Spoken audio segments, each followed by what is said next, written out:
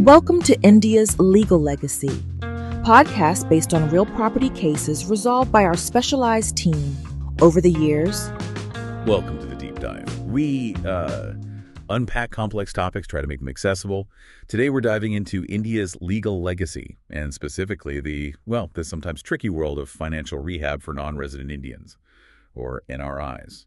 Our mission is really to explore a real case. We've got Mr. Anupam, an NRI in Australia. His Indian Demat and bank accounts frozen. Simple KYC non-compliance.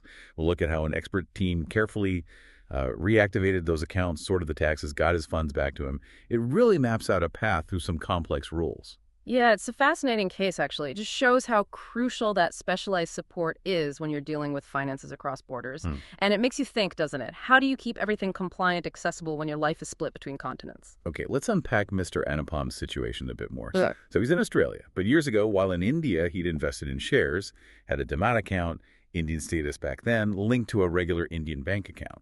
Seems pretty standard, right? Exactly. But here's the kicker. Because he hadn't kept up with KYC Know Your Customer rules, basically proving who you are, both accounts got suspended. His Demat, holding the shares, and the bank account linked to it, just locked up. Wow. So that's a major roadblock. Oh, absolutely. You can't access your investments, can't move money. And for NRIs, keeping KYC updated from abroad, that can be tough. Old addresses, different document needs. Doing it remotely without help is, often very difficult. So Mr. Anupam's stuck. Investments locked, money out of reach. How does a team even start to, unravel that? Well, this is where you really need the experts. The absolute first step was getting new bank accounts sorted out for Mr. Anupam, crucially with the correct NRI status. So an NRO account for Indian income and an NRE account for foreign funds coming in or money going out. Okay, NRO and NRE. That distinction matters a lot. Immensely. It affects how easily you can move money internationally, and there are big tax differences, too. You absolutely have to get that foundation right. Right. So the banking side is fixed. Then what about that dormant Demat account? How do you bring that back to life? Yeah, that's the next piece. Reactivating it meant meticulously going through all the required paperwork again, updated KYC, maybe attestations. It's like getting everything re-verified to meet current rules, making sure it's fully compliant and active. Okay, makes sense. And once it was active, the really critical step was linking that reactivated Demat to the new NRE bank accounts.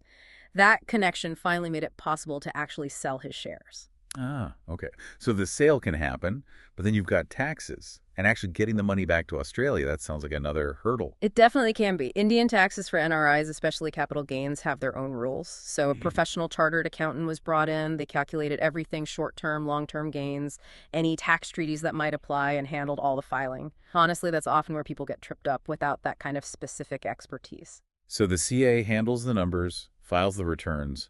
What was the final result for Mr. Anupam? Well, the good news is everything was filed correctly, taxes paid, and the proceeds from the share sale. They were successfully transferred to his bank account back in Australia. The whole process, start to finish, completed. It really shows how vital that guided approach is. It really does. It sounds complex, but the outcome was smooth. How does a team, like the India's Legal Legacy team you mentioned, manage that coordination?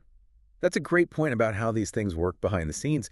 The India's Legal Legacy team, they make a point of working proactively and, crucially, coordinating their work according to international timings.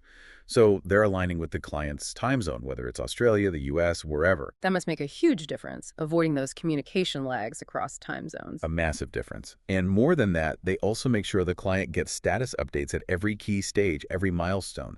That transparency, that proactive communication, it's really central to providing the best possible service for NRIs. Yeah. Keeps them in the loop, reduces anxiety. So wrapping this up, what does this deep dive into Mr. Anupam's story really tell you, the listener?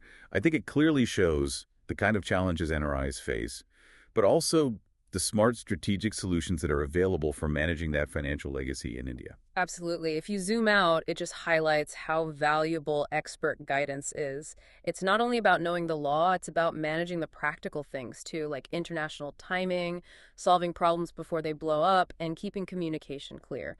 Without that, it can be, incredibly frustrating. Definitely. And for anyone listening who has investments across borders, maybe this makes you wonder what little compliance issues might be hiding in your own portfolio.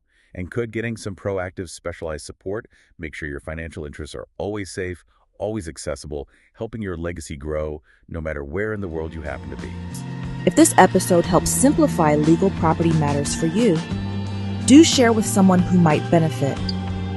We also love to hear your thoughts, your comments, with your questions or case experiences. Don't forget to follow for more case solutions from India's Legal Legacy team. Until next time, stay legally empowered